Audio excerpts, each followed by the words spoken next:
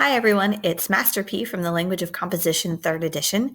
We're here for another close reading video, and today we're taking a look at an excerpt from A Modest Proposal by Jonathan Swift, one of my favorite pieces of satire. So let's get into it. We know that when we read closely, we read actively, we are physically trying to engage with the text. We're going beyond just the mere enjoyment of reading and really trying to uncover a writer's purpose and his or her argument and those deeper levels of meaning. In doing so, we're also looking at a writer's sense of style and a writer's rhetorical strategies. So those are the things that we're thinking about as we get into our activity. And of course, for our activity, we need certain tools, the first of which would be our copy of The Language of Composition, 3rd edition. We will also need our copy of the close reading passage. We'll also potentially need highlighters and, of course, something to write with, pen or pencil. So we always start by thinking about the rhetorical situation. We want to consider what elements or aspects have influenced the creation of a text. Texts do not arise from nothing. They don't come out of a void. They are, of course, created by humans, and humans are influenced by their environment. So we want to think about the speaker. We want to think about the subject matter and the audience. And then we also want to think about how all of that is shaped by the larger context, which includes the occasion, the spark, the reason why a text was written in that particular moment. So thinking about the rhetorical situation for A Modest Proposal, our speaker, our writer, is none other than Jonathan Swift. And, Swift has a unique, well, I shouldn't say unique, it wasn't unique. His background is important in this for understanding this particular piece. He was born to English parents, but living in Ireland. So in his heart, he is both English and Irish. And that dichotomy is part of what fuels his passion for the circumstances about which he writes, which we'll get to in a second. So this pamphlet, A Modest Proposal, was written and published as a pamphlet and distributed to as many people as could read in that time as possible. It was published in 1729. At that point, Ireland had been under English rule for about 500 years. So this was what everyone knew to be. It was the Irish, and then the English ruled over that country and the people. The Irish, you also have not just sort of national differences ingrained, but you also have religious differences. The Irish were primarily Catholic, English were primarily Protestant. And at this time, poverty continues to worsen. The conditions of poverty continue to worsen. And this is what Swift is reacting to, and what motivates his writing of this piece. So his audience would be,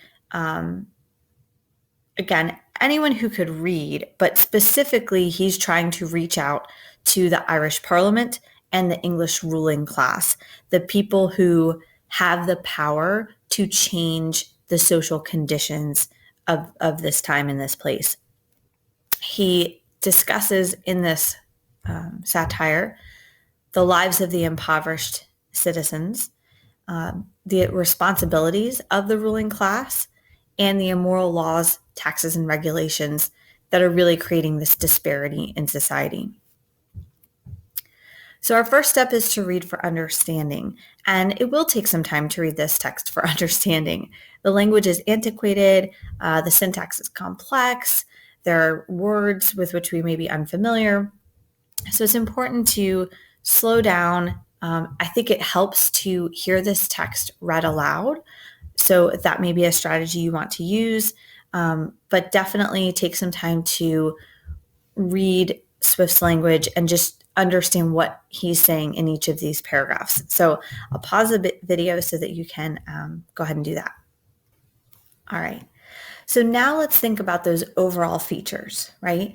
We want to consider the purpose, the mood, the tone, the position, because once we can understand those overall features, then we can dig into those smaller pieces, those rhetorical strategies, the elements of style that inform these larger aspects of the text.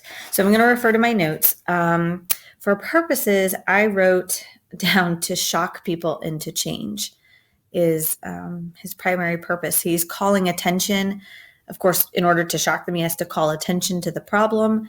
And but he's not just saying, hey, I think there's something wrong here. He is really trying to force change by absolutely proposing something that is, of course, the opposite of a modest proposal.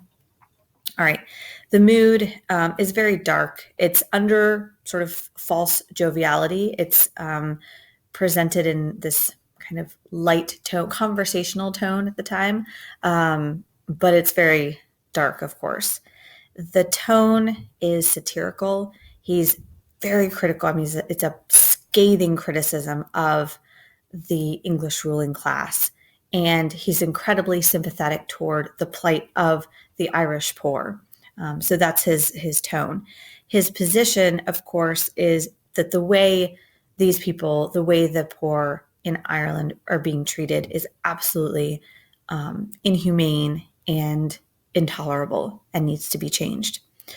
All right, so let's now go back into the text and we're going to analyze, we're going to look for his elements of style and the development of his argument.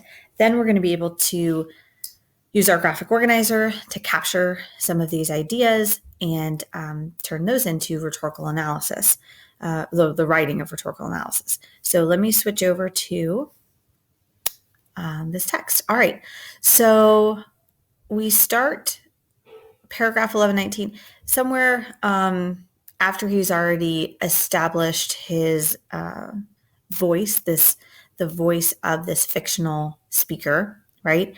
And this passage begins with the cold, calculating tone of this fictional speaker. There is a precision to Swift's writing that stands in contrast to the emotion. So in this case, the argument is logical on its face, but of course, completely illogical on its value.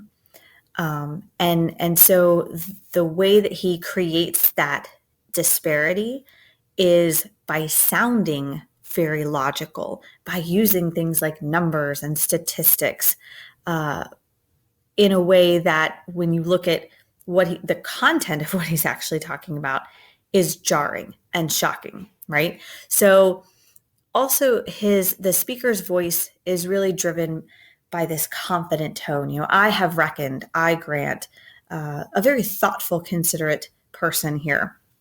So he calculates the quantity of food or the weight a child would weigh after consuming food. And he says, I grant this food, which he's referring to the children, the babies, as food, will be somewhat dear. That's understatement. So here's where we get this irony, right? In this case, the irony is created through understatement. Yes, of course, babies are dear. Not the way in which he's describing, or for that purpose he's describing, and therefore very proper for landlords who, as they have already devoured most of the parents, seem to have the best title to the children. Best title to the children, as though these people are animals. And we see that, of course, when you're talking about flesh and hunting and cooking and, again, the disturbing nature of talking about human beings as animals. I think this part here is just boom, right? As they have already devoured most of the parents. That's where we see what he's really saying.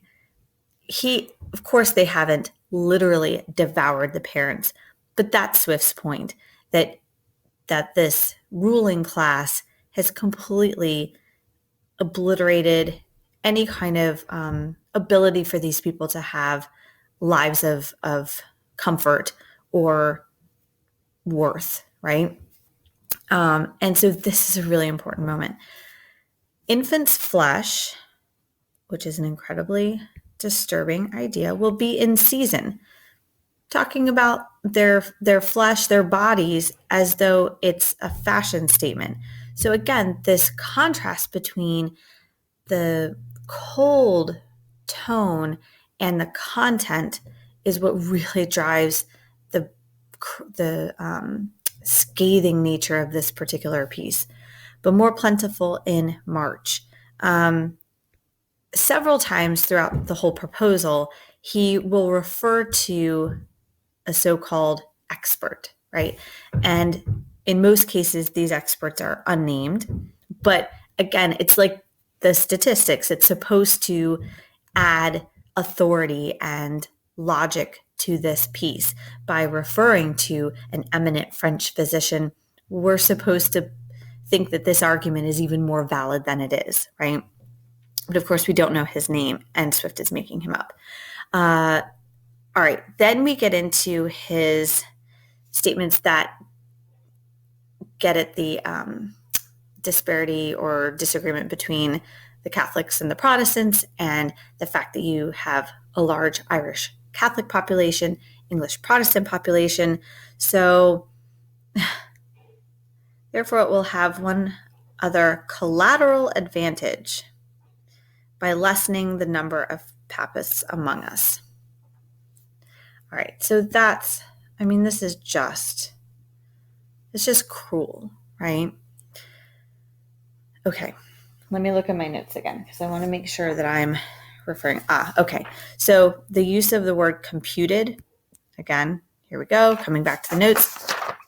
And again, more numbers. We're just talking about people, right? Like they're pieces of heads of cattle or sheep or something like that. Okay, let me switch to the next page. And, yes, excellent nutritive meat.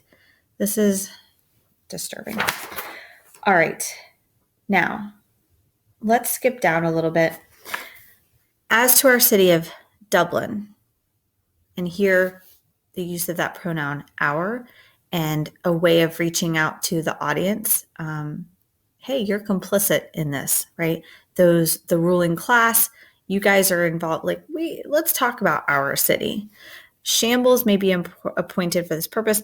Okay, and butchers, we may be assured, will not be wanting, right? We'll have plenty of butchers to do this job. So it's a job creator. Although I rather recommend buying the children alive and dressing them hot from the knife as we do roasting pigs. This is just holy, right? Okay. It's so ridiculous that, again, its intention is to shock people into change. And so the implied point that Swift is making is we're treating these people like animals, and yet we seem to have no problem with that. So let's just follow this animal logic to its conclusion. Oh, but wait, this disturbs you? Well, then maybe we should back up how we think about these people and how we're treating them, right? So here, this shock factor is created through that imagery. Here's another fictional person, someone, a very worthy person of high esteem, and he builds these people up, right? Again, we've got another expert. He really builds them up so that when he tells us what these esteemed people think, there's this, again, disparity. This person's very knowledgeable and a wonderful human being, but here's what he is suggesting we do. It's very disturbing.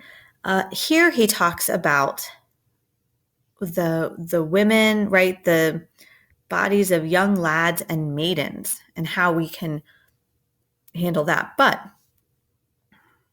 with due deference to so excellent a friend, So again, the irony. And so deserving a patriot. So here we get to this sarcastic use of the word patriot. Country first. Country first at the expense of what, right? Humanity is what Swift is implying. So not only is he's an excellent friend, but he's a patriot. I cannot be altogether in his sentiments.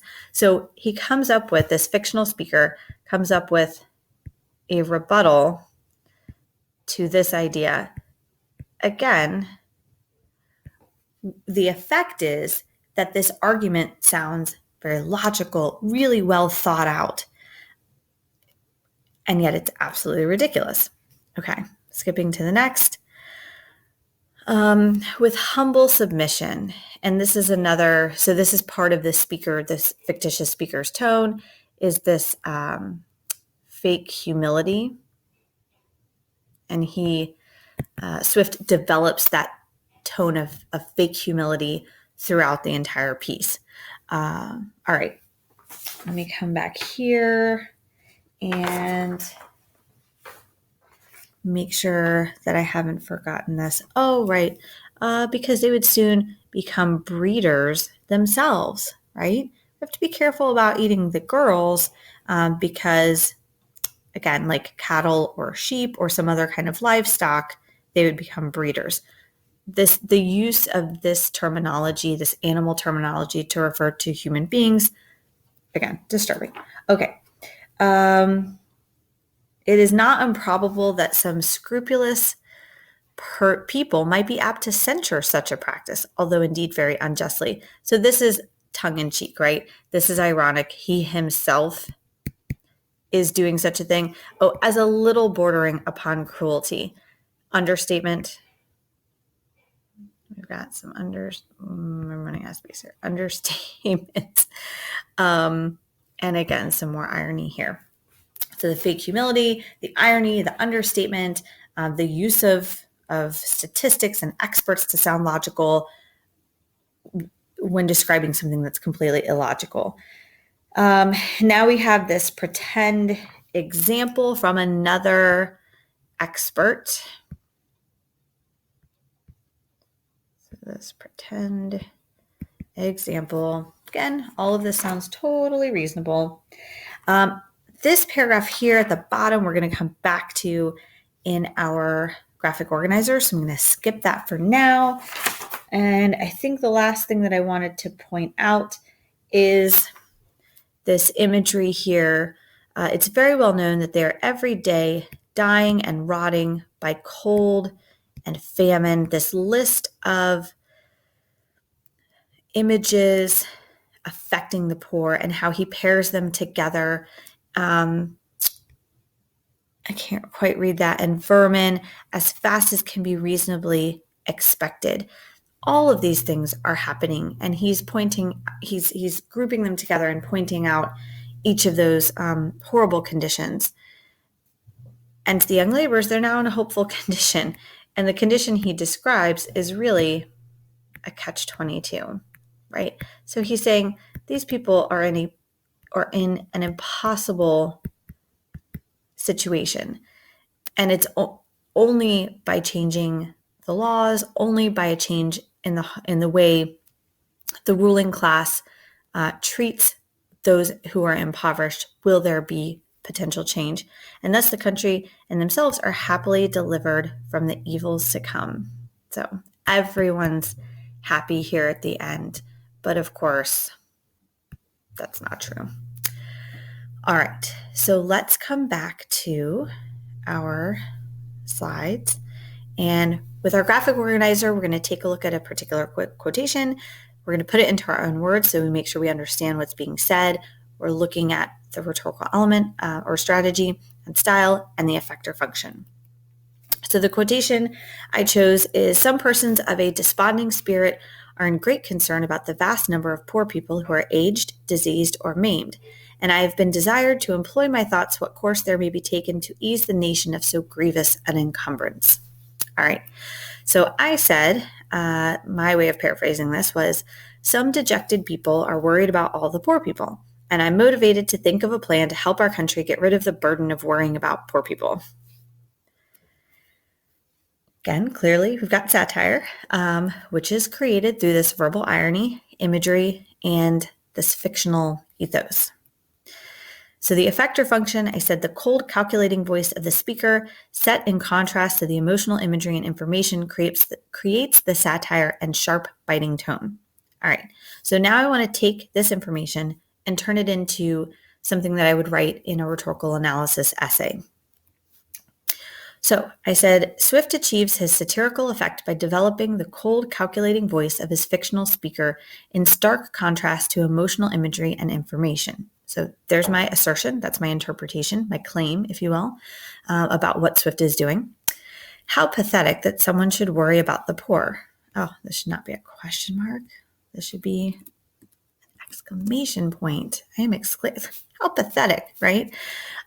Such a desponding spirit doesn't sound welcome in society, blathering on about the poor.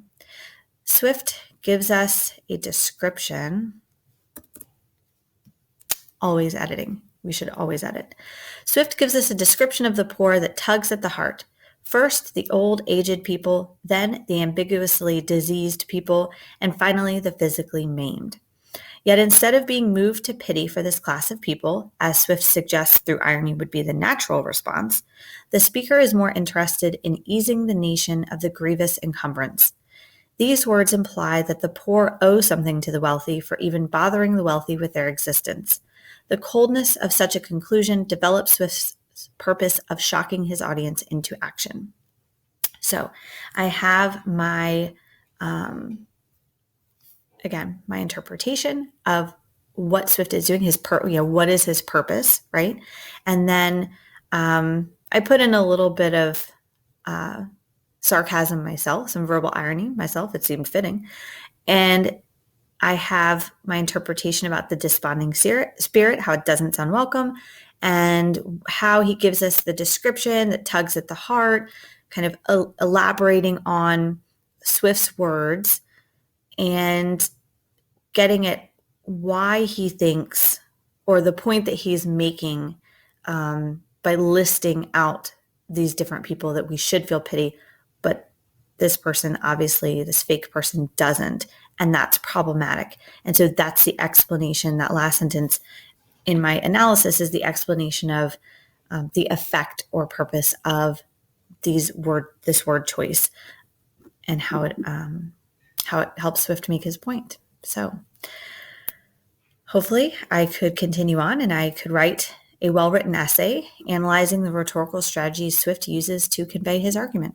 So, all right, this is a tough text, but it's a wonderful, wonderful piece of writing, one of the most famous pieces of writing, and certainly the most famous piece of satire. So thank you for your hard work.